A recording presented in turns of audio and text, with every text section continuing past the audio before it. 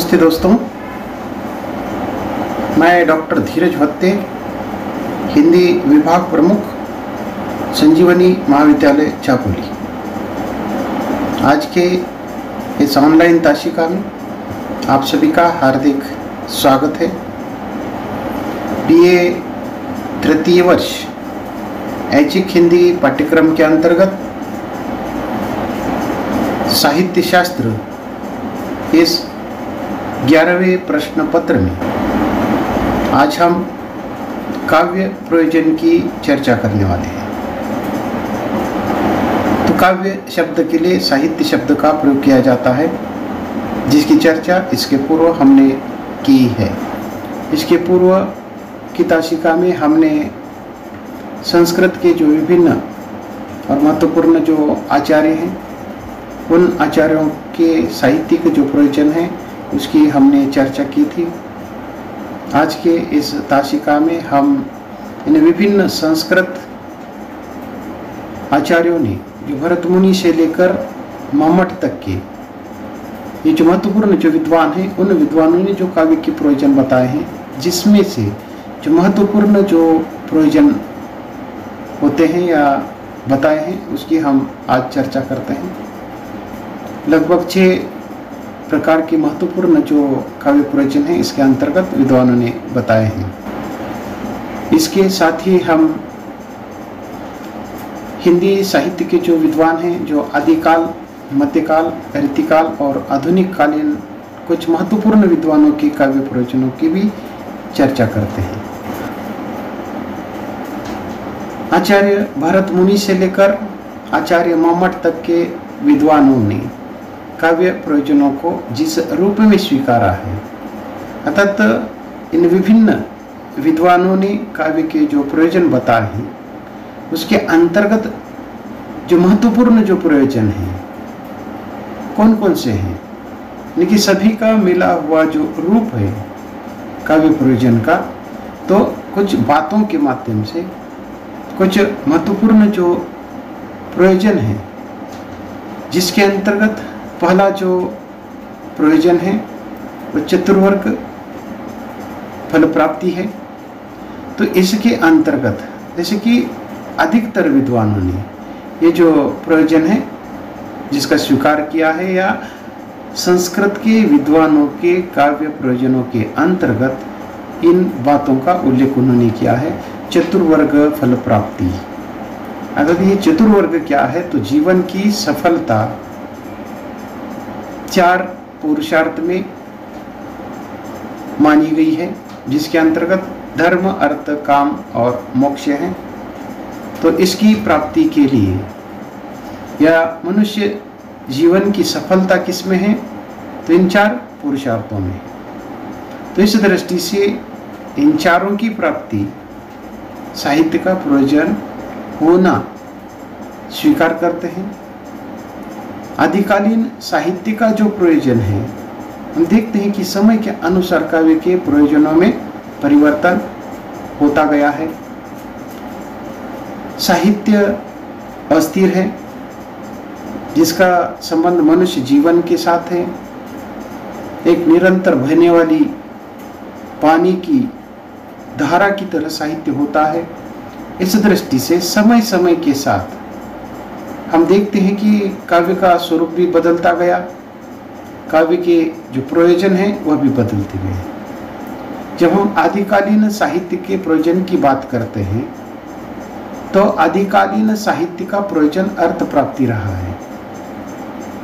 अर्थ यानी कि पैसा है, अर्थ प्राप्ति प्रमुख उद्देश्य रहा है। धर्म, काम तथा मोक्ष लेखक और पाठक दोनों के लिए है। प्रमुख अर्थ है, बाकी भी उसके साथ रहे हैं, लेकिन ये बाकी जो काव्य प्रयोजन है, ये जैसे कि काम, धर्म, अर्थ, काम, मोक्ष लेखक और पाठक दोनों दृष्टियों से महत्वपूर्ण है। मध्यकालीन हिंदी साहित्य के पूर्वार्ध की जब हम बात करते हैं, जिसको हम भक्ति काल कहते हैं, तो भक्ति काल में धर्म और मोक्ष प्रयोजन के रूप में रहे हैं। धर्म हम देखते हैं कि भक्तिकालीन साहित्य में धार्मिक ताकि दृष्टि से अधिक मात्रा में विचार किया गया है। उसके साथ साथ मोक्ष प्रयोजन का भी महत्वपूर्ण जो रूप है उसके अंतर्गत हमें देखने को मिलता है। तो इस प्रकार मध्यकालीन पूर्वार्ध जो साहित्य है, भक्ति काल, जिसका प्रमुख जो उद्देश्य रहा है धर्म और मोक्ष प्रयोजन रहा है, और उत्तरार्ध अर्थात रीतिकालीन साहित्य के अंतर्गत हम देखते हैं कि प्रमुख जो प्रयोजन है वह अर्थ के प्राप्ति का आग्रह वहाँ पर देखने को मिलता है, और आधुनिक कालीन जो समाज है वह धर्म और मोक्ष की अपेक्षा अर्थ और काम की ओर अधिक झुका हुआ दिखाई देता है। तो इस दृष्टि से अलग अलग कालखंडों में ये जो चतुर्वर्ग धर्म अर्थ काम मोक्ष की जो प्राप्ति है करने के उद्देश्य से विद्वानों ने क्या किया है, साहित्य के प्रयोजन बताए हैं। दूसरा काव्य का जो प्रयोजन संस्कृत आचार्यों ने बताया है वह यश प्राप्ति है, और लगभग सभी संस्कृत आचार्यों ने यश प्राप्ति को काव्य का प्रयोजन स्वीकार किया है। आचार्य रुद्र ने तो इस प्रयोजन पर विशेष रूप से ध्यान दिया है। यश मनुष्य जीवन की उदात्त और सर्वोपरि कामना है। यश प्राप्ति की कामना हर कवि में होती है, अन्यथा प्रत्येक रचना के साथ कवि अपना नाम न लिखता। आदिकाल रीतिकाल के रचनाकार यश प्राप्ति के लिए लिखते रहे। भक्तिकालीन जो कवि है वह भी यश कामना से रहित नहीं थे। आधुनिक रचनाकारों में भी यश कामना प्रबल रूप से विद्यमान है। तो इस प्रकार प्राप्त यश प्रशंसा और अधिक लिखने के लिए प्रवृत्त करती है। तो इस दृष्टि से यश प्राप्ति चाहे वह किसी भी प्रकार का न हो, हर कवि के मन में यश प्राप्ति होती है, और ये जो यश है वह अर्थ की दृष्टि से हो सकता है, प्रशंसा की दृष्टि से हो सकता है, या अन्य किसी भी रूप में क्यों न हो, हर कवि के मन में ये जो यश है, यश प्राप्ति का महत्वपूर्ण जो काव्य प्रयोजन है, अर्थात सभी ने उसको स्वीकार किया है। तीसरा जो काव्य प्रयोजन है वह व्यवहार ज्ञान है। संस्कृत के आचार्य भरत मुनि, आचार्य भामह, आचार्य कुंतक तथा आचार्य मम्मट इस प्रयोजन का प्रतिपादन करते हुए दिखाई देते हैं। यह जो प्रयोजन है वो पाठक निष्ठ प्रयोजन है। यह प्रयोजन जीवन के वास्तविक जो सत्य है उस सत्य को पहचानने के लिए एक नई दृष्टि प्रदान करता है। अपने भौतिक यथार्थ का वह साक्षात्कार भी कराता है।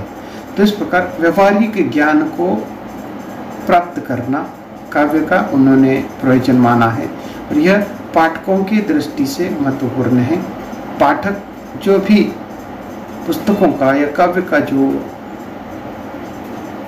वाचन करता है, पठन करता है, तो उसके माध्यम से उसको ज्ञान मिलता है, व्यवहारिक ज्ञान मिलता है, और इस व्यवहारिक ज्ञान को प्राप्त करने के उद्देश्य से कवि लेखन करता है, या काव्य का जो प्रयोजन है वह व्यवहारिक ज्ञान देना है या लेना है।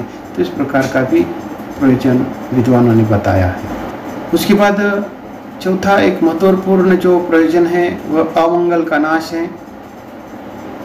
आचार्य रुद्रट ने शिवेत रक्षते के रूप में दैहिक और भौतिक अमंगल के नाश को साहित्य का प्रयोजन माना है। तो इस प्रकार ये जो अमंगल है उस अमंगल का नाश करना साहित्य का प्रयोजन है। यह जीवन में जो दुख है, दुखों का हरण करना, दुखों को दूर करना कवि का एक महत्वपूर्ण जो प्रयोजन है होता है। इस प्रकार संस्कृत के विद्वानों का कहना है कि अमंगल का नाश करने के उद्देश्य से साहित्य का निर्माण किया जाता है, यह साहित्य का प्रयोजन माना गया है। भक्तिकालीन कवि दैविक भौतिक अमंगल के नाश के लिए साहित्य का सहारा लेते हैं। धार्मिक ग्रंथ रामचरितमानस भी, जिसका पठन करने के बाद फल की लंबी सूची प्रस्तुत करता है। इतना ही नहीं तो आज के वैज्ञानिक युग में इस प्रयोजन की कोई विशेष प्रासंगिकता नहीं रही है। मात्र मनोवैज्ञानिक दृष्टि से मानसिक असंतुलन से मुक्ति तथा सुधारवादी दृष्टि से सामाजिक अमंगल का नाश साहित्य प्रयोजन कहे जा सकते हैं। तो इस प्रकार यह कवि अपने वैयक्तिक जीवन के अमंगल का नाश करना चाहता है, पाठकों के अमंगल का नाश करना चाहता है, या फिर समाज का जो अमंगल है उसका नाश करना चाहता है। लेकिन इन विभिन्न दृष्टिकोणों से, चाहे वो संस्कृत के कालखंड में हम देख सकते हैं, या मध्यकालीन या फिर आधुनिक जो हिंदी का साहित्य है उसमें भी, तो इस प्रकार सामाजिक जो अमंगल का नाश है वह साहित्य का प्रयोजन बताया गया है। जैसे कि उदाहरण के तौर पर रामचरितमानस ये जो ग्रंथ है, इस ग्रंथ के पठन के बाद एक लंबी जो सूची है, तो इस प्रकार यहाँ काव्य प्रयोजनों की हम देख सकते हैं। पांचवा और महत्वपूर्ण जो काव्य प्रयोजन है वह आनंद प्राप्ति है। आनंद प्राप्ति को भी लगभग सभी संस्कृताचार्यों ने काव्य का प्रयोजन माना है। काव्यानंद द्विविध प्रयोजन है, तो इसके दो दृष्टिकोण देखने को मिलते हैं। सृजन की प्रक्रिया के दौरान सृजक तथा पठन आस्वादन के दौरान पाठक इससे अधिकारी होते हैं। तो इस प्रकार एक तरफ इस सृजन की जो प्रक्रिया है, तो इस सृजन की प्रक्रिया के दौरान सृजक यानी लेखक, पठन आस्वादन के दौरान पाठक इससे अधिकारी होते हैं, यानी कि उसको प्राप्त करते हैं। काव्यानंद को ही ब्रह्मानंद सहोदर कहा गया है। ब्रह्म प्राप्ति के आनंद जैसा आनंद काव्य को पढ़ने से या काव्य लिखने से प्राप्त होता है, इसीलिए काव्यानंद को ही ब्रह्मानंद सहोदर शब्द का प्रयोग किया है। सृजनात्मकता का आनंद भौतिक सुखानुभूति से नितांत भिन्न होता है, इसीलिए इसे अलौकिक आनंद भी कहा गया है। तो इस प्रकार अलौकिक आनंद की जो प्राप्ति है, वैसे ही आनंद की प्राप्ति काव्य के प्रयोजन की होती है, काव्य लेखन की होती है, काव्य पठन की होती है। तो इस प्रकार काव्यानंद विविध प्रयोजन है। एक तो सृजक है, दूसरा पाठक है, लिखने वाला और पढ़ने वाला, इन दोनों को ये आनंद प्राप्त होता है। तो इस प्रकार काव्य का ये जो आनंद है उसको ही काव्यानंद शब्द का प्रयोग किया है, और यही काव्यानंद ब्रह्मानंद सहोदर कहा गया है। उसके बाद और एक महत्वपूर्ण जो काव्य प्रयोजन है कांता समितोपदेश युजे। तो इस परिभाषा के अनुसार आचार्य मम्मट ने जो परिभाषा की थी, उस परिभाषा में इसको भी उन्होंने महत्वपूर्ण माना है, कांता समितोपदेश युजे। तो आचार्य मम्मट ने यह जो लेखननिष्ठ प्रयोजन माना है, जिस प्रकार पत्नी के समान मधुर उपदेश देना भी काव्य का एक प्रयोजन माना है। मध्यकालीन एवं अन्य संतों की जो रचना है वह इसी कोटि के अंतर्गत आती है। जिस प्रकार पत्नी का उपदेश सीधा न होकर मधुर भाषा में तथा प्रसन्न रूप में होता है, उसी प्रकार साहित्यकार का भी जो उपदेश है उसकी तुलना में समान होता है। संक्षेप में भारतीय आचार्य आनंद आह्लाद को साहित्य का प्रयोजन मानते हैं तथा अपने योगिन साहित्य तथा परिवेश के अनुरूप साहित्य की प्रकृति के अनुकूल अन्य जो प्रयोजन है उन प्रयोजनों को भी समाविष्ट करने का प्रयास करते हैं या प्रयास हुआ है। तो इस दृष्टि से और एक जो महत्वपूर्ण जो प्रयोजन है वह एकांता समित उपदेश है, अर्थात मध्यकालीन संतों की जो रचना है वह इसी कोटि के अंतर्गत आने वाली है। जिस प्रकार पत्नी उपदेश करती है, जो मधुर भाषा में उपदेश करती है, प्रसन्न रूप से उपदेश करती है, उसी प्रकार का जो उपदेश है वह साहित्य भी करता है। इस प्रकार की जो बात है या इस प्रकार का जो प्रयोजन है वह संस्कृत के आचार्यों में देखने को मिलता है। विशेषकर मम्मट ने इसको महत्वपूर्ण माना है। संस्कृत के विद्वानों द्वारा काव्य के प्रयोजनों को देखने के बाद हिंदी के विद्वानों द्वारा प्रस्तुत जो साहित्य प्रयोजन है उसकी भी चर्चा हम यहाँ करते हैं। हिंदी के विद्वानों ने भी साहित्य के प्रयोजनों पर विस्तार के साथ विचार किया है। सर्वप्रथम हम भक्तिकालीन भक्त कवियों की रचनाओं में भी साहित्यिक जो प्रयोजन है उसकी ओर संकेत किया गया है। संत कबीर लोक मंगल के समर्थक रहे हैं, अर्थात उनके साहित्य का प्रमुख जो लक्ष्य है उद्देश्य लोक मंगल की कामना रही है। तो इस दृष्टि से संत कबीर लोक मंगल के समर्थक होने से लोक मंगल की जो कामना है उन्होंने अपने साहित्य के माध्यम से की है।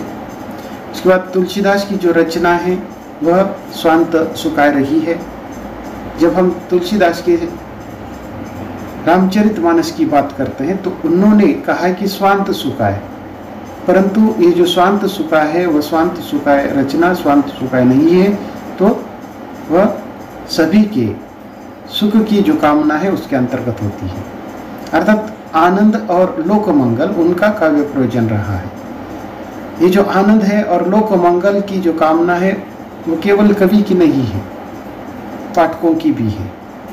तो इस प्रकार तुलसी का जो साहित्य है उसमें आनंद और लोक मंगल का भी प्रयोजन रहा है। तो सूरदास की जब हम बात करते हैं तो सूरदास तथा अन्य जो कृष्ण भक्त कवि है उन्होंने उनका जो प्रमुख काव्य का उद्देश्य रहा है वह आनंद रहा है। आनंद को उन्होंने अत्यधिक महत्वपूर्ण स्थान दिया है। रीतिकालीन कवियों ने काव्य प्रयोजन के संबंध में भी कोई जो मौलिक जो विचार है उद्भावना है व्यक्त नहीं की है। संस्कृत की काव्य शास्त्रों के जो मत हैं उन्हीं को उन्होंने दोहराने का या स्वीकारने का प्रयास किया है। आधुनिक काल के विद्वान पर संस्कृत और पाश्चात्य विचारकों का प्रभाव दिखाई देता है। आचार्य महावीर प्रसाद द्विवेदी आनंद और ज्ञान प्राप्ति को काव्य का प्रयोजन मानते हैं। तो इस प्रकार महावीर प्रसाद द्विवेदी आनंद और ज्ञान प्राप्ति, आनंद को प्राप्त करना ब्रह्मानंद सहोदर और उसके साथ साथ ज्ञान की प्राप्ति करना है। व्यावहारिक ज्ञान हो सकता है या अपने ज्ञान को और अधिक विस्तारित बनाने के लिए काव्य का प्रयोजन होने की बात उन्होंने कही है। उसके बाद आचार्य रामचंद्र शुक्ल हैं, उन्होंने साहित्य प्रयोजन के रूप में लोक मंगल की कामना को काव्य का प्रयोजन बताया है और इसके साथ ही आनंद तथा रस को भी उन्होंने महत्वपूर्ण माना है। तो इस दृष्टि से आचार्य रामचंद्र शुक्ल ने साहित्य के प्रयोजन के रूप में लोक मंगल की भावना और आनंद तथा रस की कामना को स्थान दिया है। उसके बाद कविवर अयोध्यासिंह उपाध्याय हरियोद ने सरसता, मधुरता, ज्ञान, नित्योपदेश और आनंद को काव्य का प्रयोजन माना है। सरसता है साहित्य में रस होना चाहिए, अर्थात ही आनंद है, काव्यानंद है, अर्थात ही वह सरसता होना आवश्यक है। मुग्धता है, उसमें मधुरता होनी चाहिए। ज्ञान है, नित्य उपदेश साहित्य के माध्यम से होना चाहिए और आनंद प्राप्त होना चाहिए। ये काव्य के प्रयोजन बताए हैं। उसके बाद कविवर मैथिली शरण गुप्त मनोरंजन और उपदेश ज्ञान को महत्व देते हैं। मैथिली शरण गुप्त के अनुसार काव्य के माध्यम से मनोरंजन होना चाहिए, अर्थात ही आनंद मिलना चाहिए, आनंद प्राप्त होना चाहिए और उसके साथ साथ महत्वपूर्ण क्या है तो उपदेश होना चाहिए और ज्ञान का उपदेश होना चाहिए। जयशंकर प्रसाद भी मनोरंजन और शिक्षा का काव्य प्रयोजन मानते हैं। यहाँ भी मनोरंजन अर्थात आनंद प्राप्ति की दृष्टि से, शिक्षा ज्ञान या उपदेश के माध्यम से है, ज्ञान प्राप्ति की दृष्टि से है। तो छायावादी कवियों ने भी मनोरंजन तथा शिक्षा को साहित्य का प्रयोजन माना है। प्रगतिशील रचनाकार प्रेमचंद के अनुसार भी साहित्य के 3 लक्ष्य हैं, एक परिष्कृति है, मनोरंजन है और उद्घाटन है। तो ये जो 3 लक्ष्य हैं, इन 3 लक्ष्यों के आधार पर काव्य का उन्होंने प्रयोजन बताया है। परिष्कृति है, परिष्कार होना चाहिए, मनोरंजन होना चाहिए और उसका उद्घाटन होना चाहिए। अन्य प्रगतिशील रचनाकार के रूप में गजानन माधव मुक्तिबोध, उन्होंने साहित्य का जो उद्देश्य है वो सांस्कृतिक परिष्कार को माना है। यह संस्कार से संबंधित है, ये सांस्कारिक परिष्कार, संस्कार का विकास होना चाहिए। उसके बाद डॉक्टर हजारी प्रसाद द्विवेदी ने भी लोक मंगल पर अधिक बल दिया है। तो इस दृष्टि से ये जो आधुनिक काल के जो विद्वान हैं उनके भी काव्य के जो प्रयोजन है लगभग संस्कृत के विद्वानों जैसे ही है। जैसे कि कोई आनंद प्राप्ति कहता है, कोई ज्ञान की प्राप्ति करता है, तो कोई लोक मंगल की भावना और आनंद तथा रस को काव्य का प्रयोजन मानता है, तो कोई सरसता, मधुरता, ज्ञान, नित्य उपदेश, मनोरंजन या ज्ञान का उपदेश, शिक्षा, तो इस प्रकार के जो काव्य के जो प्रयोजन है बताने का प्रयास आधुनिक काल के जो विद्वान हैं उन विद्वानों ने किया है। हम यहाँ रुकते हैं, आज के लिए बस इतना ही। धन्यवाद।